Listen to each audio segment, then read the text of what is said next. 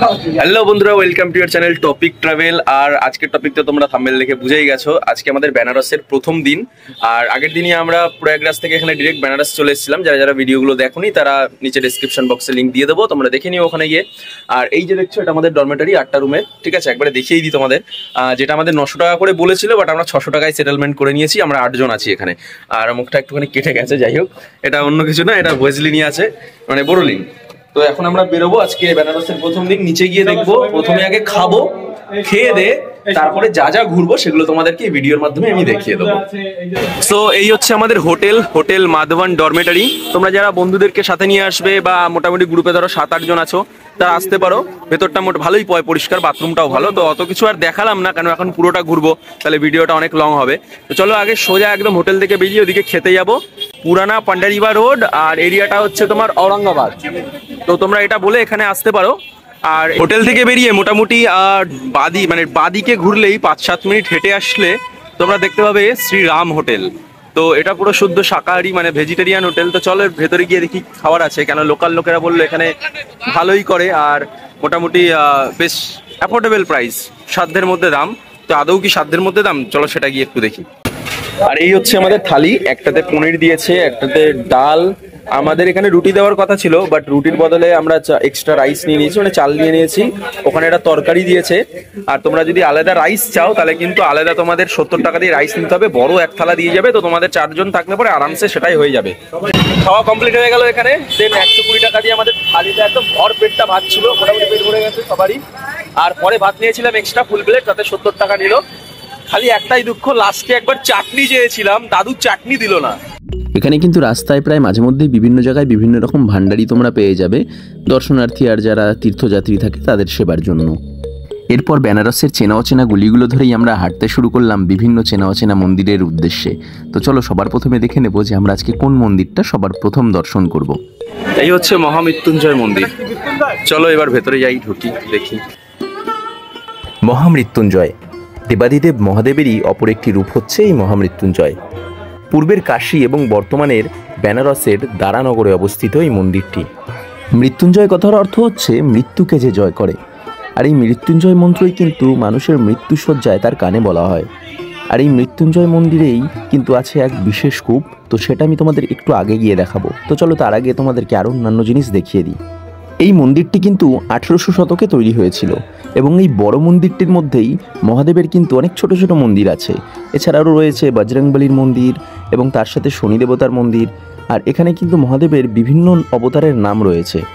আর এখানে দেখছো, এখানে কিন্তু এই সময়টায় মানুষ আসে পুজো করতে। এছাড়াও বাইরে ব্রাহ্মণরা বসে থাকে, যারা কিন্তু রুদ্রাভিষেক করায়। আর এই রুদ্রাভিষেক কিন্তু খুব পবিত্র বলে মনে করা হয়। এবার চলো তোমাদেরকে একটু বাইরেটা দেখাই। এই যে মন্দির প্রাঙ্গণটা দেখছো, এটা কিন্তু সত্যি খুবই পরিষ্কার আর পরিচ্ছন্ন। আর এখানে মানুষ কিন্তু খুব যত্ন করে রাখে এই মন্দিরটাকে। আর বলাই বাহুল্য যে এই মন্দিরটা কিন্তু এখানকার মানুষ আর ভক্তদের কাছে খুবই আকর্ষণীয়। তো তোমরা যারা বেনারস আসবে তারা কিন্তু অবশ্যই এই মন্দিরটা একবার ঘুরে যাও। তো যেটার কথা তোমাদেরকে বলছিলাম, এই যে সেই ধন্বন্তরী কূপ। হ্যাঁ, এটা ধন্বন্তরী বলা হয় তার কারণ হচ্ছে, এটা কথিত আছে যে শ্রী বিষ্ণুর অবতার এবং আয়ুর্বেদ চিকিৎসার দেবতা ধন্বন্তরী তার চিকিৎসা এবং ঔষধির পুটলিটা এই কূপেই ফেলে দিয়েছিলেন। তারপর থেকেই এই কূপের জলকে কিন্তু মানুষ ভীষণ পবিত্র বলে মনে করেন। এবং এছাড়াও এই কুয়োর জল খেলে নাকি ভীষণ পেটের সমস্যা দূর হয়, এবং এছাড়াও যাদের চামড়ার সমস্যা আছে সেগুলোও দূর হয়ে থাকে। এবং এখানে মানুষ এলে কিন্তু এই কুয়োটার দর্শন তো অবশ্যই করে, এবং তার সাথে সাথে এই জল পান না করে কেউ ফিরে যায় না। আর সামনেই দেখতে পাচ্ছ যে এখানে কিন্তু জল লোকে ভরে ভরেও নিয়ে যাচ্ছে তাদের প্রিয়জনদের জন্য। এই হচ্ছে কাল ভৈরবের মন্দির। জাস্ট লাইনটা দেখো আর ভিড়টা দেখো। তোমাদেরকে আমি বাদিকের লাইনটাই দেখাচ্ছি। এই হচ্ছে লাইন, জাস্ট দেখো লাইনটা। তারপর আমি 50 মিটার থেকে 70 মিটার এগিয়ে এসেছি, তারপরেও লম্বা লাইন। এদিকে কম করে হলেও তোমার 400 মিটার তো হবে, মানে 500 মিটারের লাইন এমনি আছে। ভাবছি এখন দেখবো কিনা, যদি না দেখি তাহলে রাত্রি 10টা অবধি খোলা আছে মন্দির, তারপরেই যাবো অ্যান্ড তারপরেই দেখবো। তার আগে আরও 3টে মন্দির আছে, সেই 3টে মন্দির আগে আমরা দর্শন করে নেবো। দেন সন্ধ্যে 6টায় এসে লাইন দেবো এখানে। ফার্স্ট টাইম যেহেতু বেনারসে, মানে সত্যি তো সেরকম কিছু চিনি না, আপনাদের একদম লাইভ মানে এক্সপিরিয়েন্স দেখাচ্ছি যে প্রথমবার আসলে কি হয়। তো এখানে সত্যি এরা খুব হেল্পফুল। দোকানের এই কাকুটা আমাদের একটু হেল্প করে দিচ্ছে, উনি দেখিয়ে দিচ্ছে এদিক ওদিক যেদিকে যা যা মন্দির আছে। তো আমরা সেইভাবেই একটুখানি আপাতত ঘুরবো, দেন ওদিকেও একটু জিজ্ঞেস করে নেবো অন্য কাউকে। প্রাচীনকাল থেকেই কিন্তু ভারতবর্ষের উপর বিভিন্ন সময় বিভিন্ন দস্যুরা এসে আক্রমণ করেছিল, বিশেষ করে মঠ এবং মন্দিরগুলোতে। তো যার মধ্যে কিন্তু তখনকার দিনের কাশী অর্থাৎ আজকের এই বেনারসও কিন্তু বাদ ছিল না।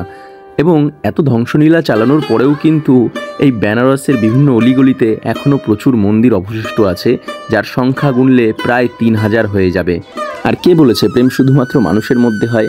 এ দেখো, বিভিন্ন জীবজন্তুর মধ্যেই প্রেম হতে পারে, যেমন এই ষাঁড় আর ভেতরে এই গাভীটি, দুজনে প্রেম করছে। যাই হোক, এটা মজা করেই বললাম। তো চলো এবার দেখি বেনারসের এই গলি ঘুরে ঘুরে আমরা এবার কোন মন্দিরটা আবিষ্কার করতে চলেছি। অবশেষে আমরা বেনারসের অলিগলি ঘুরতে ঘুরতে পৌঁছে গেছি শ্রী শ্রী দণ্ডপাণি ভৈরব মন্দিরে। তো চলো এবার ঝটপট করে ভেতরে যাই এবং এই মন্দিরটাও তোমাদেরকে ভেতরে গিয়ে ঘুরে দেখাই। দেবাদিদেব মহাদেবেরই কিন্তু অপর একটি রূপ হচ্ছে এই শ্রী শ্রী দণ্ডপাণি ভৈরব।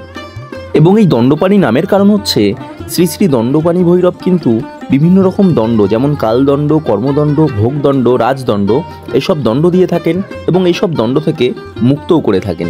তাই মনে করা হয় যে যদি তোমরা বেনারসে এসে থাকো এবং কাশী বিশ্বনাথের সাথে তোমরা কালভৈরবের দর্শন বা মহামৃত্যুঞ্জয়ের দর্শন করো, তার সাথে সাথে এই দণ্ডপাণির দর্শন করাও বাঞ্ছনীয়। তার কারণ মনে করা হয় যে এইখানে যদি এই মন্দিরটি দর্শন না করা হয় তাহলে কিন্তু কাশী বিশ্বনাথ অর্থাৎ পুরো কাশী ঘোরাটাই সম্পূর্ণ হয় না।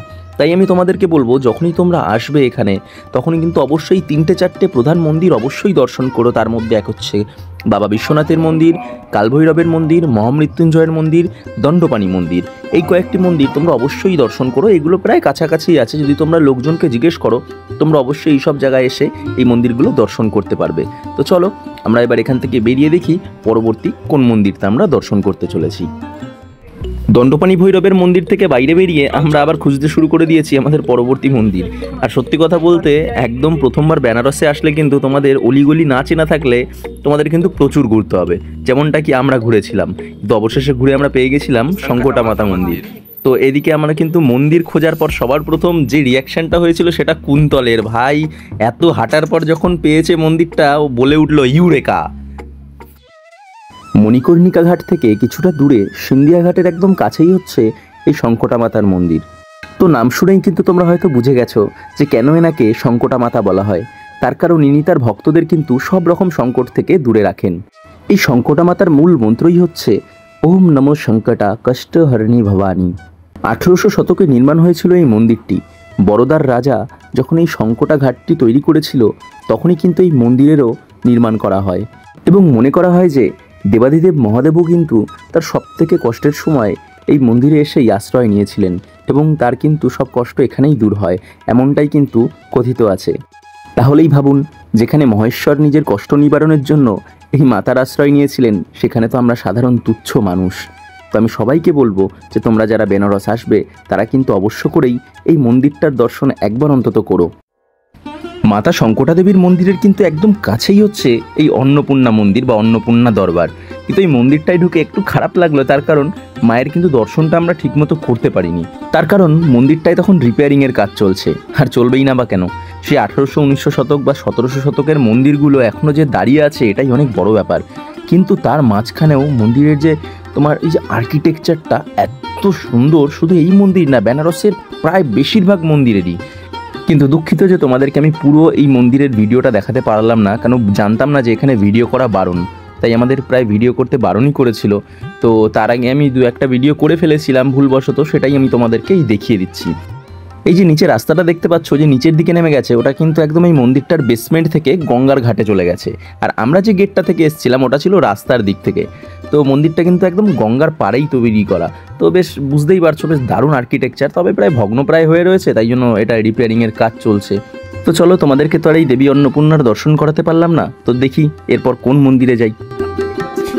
সারাদিন বেনারসের অলিগলি আর মন্দিরগুলো ঘুরতে ঘুরতে অবশেষে চলে এলাম গঙ্গার পাড়ে।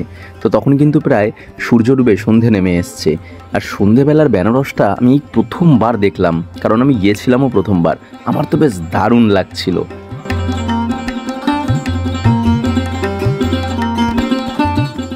দিনের জানি না, কারণ দিনের বেলা তো আমি ঘাটে আসিনি, তবে রাতের মণিকর্ণিকা ঘাট বা এই যে গঙ্গার ঘাটগুলো কিন্তু সত্যি কথা একটা অসাধারণ একটা রূপ নয়, অসাধারণ রূপ, যেগুলো তোমরা ওই বাড়িতে বসে বা এই ভিডিও দেখে বুঝতে পারবে না। তার জন্য হয়তো তোমাদের এখানেই আসতে হবে। জাস্ট এই পেছনটা তোমাদেরকে দেখাই একবার। আমার এখানে ফার্স্ট টাইম, তো আমি কোনো প্রফেশনাল ব্লগার নই, আমি পুরোপুরি একদম লাইভ আমার সাথে যে যে জিনিসগুলো হয় বা আমি যা যা ফেস করি সেগুলোই আমি তোমাদের সামনে তুলে ধরার চেষ্টা করি। তো এখন একটুখানি মণিকর্ণিকা ঘাটের দিকে যাব, একটু দর্শন করব, তারপর কালকে সারাদিন থাকবো। তো কালকে কি করব সেটা কালকে মানে পরের ব্লগে তোমাদের আমি বলে দেবো। মণিকর্ণিকা ঘাট আর এই শ্মশান, যাকে নিয়ে রয়েছে অনেক রকমের ঘটনা, অনেক রকমের ছোট বড় ইতিহাস গল্প, তো সেগুলো এই ছোট্ট করে বলা হয়তো সম্ভব নয়। তাই মণিকর্ণিকা ঘাটের জন্য আমি আলাদা একটি টপিকের ভিডিও আমি অবশ্যই খুব তাড়াতাড়ি নিয়ে আসবো। তার জন্য চ্যানেলটাকে সাবস্ক্রাইব করে অবশ্যই চোখ রাখতে হবে, আর বেল আইকনটাকে প্রেস করে দাও যাতে আমি কোনো ভিডিও ছাড়লে অবশ্যই তার নোটিফিকেশান তোমার কাছে সবার আগে গিয়ে পৌঁছায়। আর ভিডিওটা যদি ভালো লাগে অবশ্যই একটা লাইক, কমেন্ট আর একটু শেয়ার করে দিও। গোয়েশ ঘাট থেকে আমরা এখন কালভৈরবের মন্দিরের দিকে যাব, তো তোমরা ঘাটটা দেখে রাখবে। এই ঘাটটার নাম গোয়েশ ঘাট। এটা থেকেই ওপরের দিকে কালভৈরব মন্দিরের দিকে আমরা যাব, 10 মিনিট টাইম লাগবে।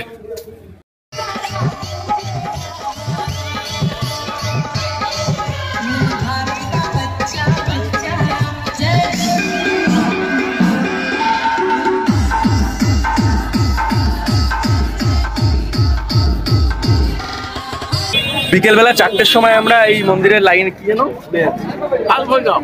কালভৈরব মন্দিরের লাইনে দাঁড়িয়েছিলাম 4টার সময়। তাতে রাস্তায় যা লাইন দেখেছিলাম, আর এখন বাজে 7:30। আর এর মাঝখানে আমরা প্রায় অনেকগুলো মন্দির ঘুরে ফেলেছি, ঘাটে গিয়েছিলাম। আর সত্যি কথা বলতে এখানে একজন আন্টি যে পেছনে দেখতে পাচ্ছ, তিনি কিন্তু এখানকার বাসিন্দা নয়, তবে তিনিও এখানে সেবা করতে এসেছেন। সবাইকে যারা লাইনে ভক্তরা বা দর্শনার্থী দাঁড়িয়ে আছে তাদেরকে এইসব জিনিস খাইয়ে পুণ্য অর্জন করছেন আর কি। এখানে চাইলে তুমিও এসব করতে পারো এসে, মানে তোমরাও করতে পারো। তো চলো এবার আমরা সামনে ওই লাইনটা যা দেখলাম তাতে কম করে 2 ঘন্টা আন্দাজ লাগবে মনে হচ্ছে। 2 ঘন্টা আরামসে লেগে যাবে।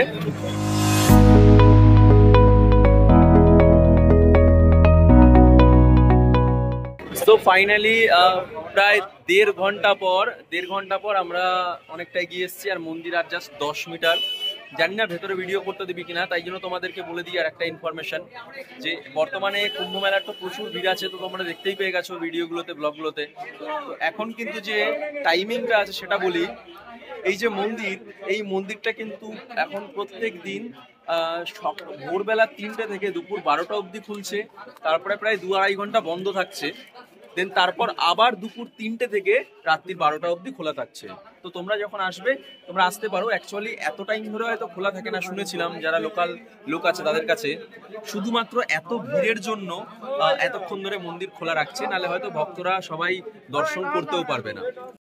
আর এই যে আমার পেছনে যে দুজন ধরো এই যে দুজন চাঙ্গু মাঙ্গু আছে, এই চাঙ্গু মাঙ্গু কখন ঢুকেছে জানি না, তবে চাঙ্গু মাঙ্গু গুলো ভাবছে খুব পুণ্য করে ফেলেছি।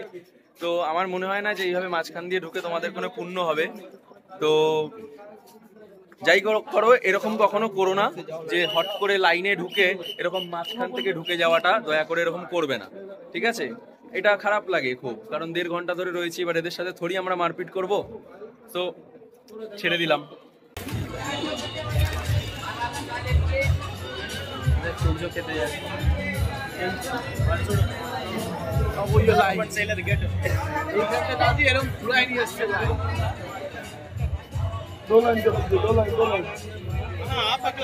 এটা হচ্ছে কাল ভৈরব বাবার ছবি। জানি না ভেতরে দেখাতে পারবো কিনা, তাই তোমাদেরকে এখানেই দেখিয়ে দিচ্ছি।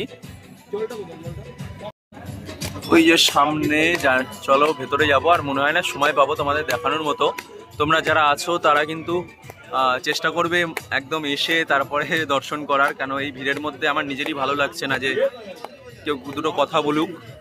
সো ফাইনালি পুজো দিয়ে বেরিয়ে পড়েছি। আর ওখানে এতটাই ভিড় ছিল, মানে মন্দিরে ঢোকা তো বাদ দাও, মানে ঠিক করে দর্শনও করতে পারলাম না। আর যে তোমরা যে পুজো করবে, ফুল বা ওখানে অনেকে ধাগা অনেক কিছুই কিনছে, যেটা ভগবানের চরণে ঠেকাবে, তা তুমি ঠেকাতেও পারবে না। জাস্ট 2 থেকে 3 সেকেন্ড, তাও হবে না, হয়তো 1 সেকেন্ড। তো 1 সেকেন্ডের মধ্যেই তোমাকে দর্শন করতে হবে। তুমি যা নিয়ে যাবে সেটা বাবার চরণে দিতে হবে। আর সেগুলো অবশ্য ওখানে যারা ব্রাহ্মণ বা পূজারী আছে তারাই তোমাদের হাত থেকে নিয়ে ভগবানকে ঠেকিয়ে সেকেন্ডের মধ্যে তোমায় দিয়ে দেবে। তো এই ছিল আমাদের আজকের দর্শন। তো চলো এবার জুতো রেখেছিলাম যেখানে, সেখানে যাব আর সেগুলো খুঁজে দেখি কোথায় আছে। আদৌ জুতো আছে নাকি আমাকে এক্সচেঞ্জ করতে হবে বা কিনতে হবে। তো এই হচ্ছে সেই লাইন বাবা ভৈরব এর মন্দিরে যাওয়ার জন্য, যেখান থেকে আমরা শুরু করেছিলাম। লাইন যত সময় যাচ্ছে তত বাড়ছে। আর যাই হোক, আমরা খুব সময় মতো এটাকে পুজো দিয়ে বেরিয়ে এসেছি, কিন্তু জাস্ট লাইনটা দেখো তোমরা। যাই হোক, আমাদের তো পুজো দেওয়া কমপ্লিট হয়ে গেছে। আর এরপর আমরা এখান থেকে এইসব জিনিস আছে, কেন সারাদিন ঘুরে বিভিন্ন মন্দির থেকে প্রসাদ, জল, তারপর আরও অনেক কিছু নিয়েছি, সেগুলো নিয়ে কোনো রেস্টুরেন্টে ঢুকবো না। আগে রুমে যাব, রুমে গিয়ে এই সব জিনিসগুলোকে রাখবো, রেখে তারপরে রেস্টুরেন্টে এসে কিছু খাবো। সো আজকে আমাদের ঘোরা কিন্তু এই অবধি কমপ্লিট হয়ে গেল।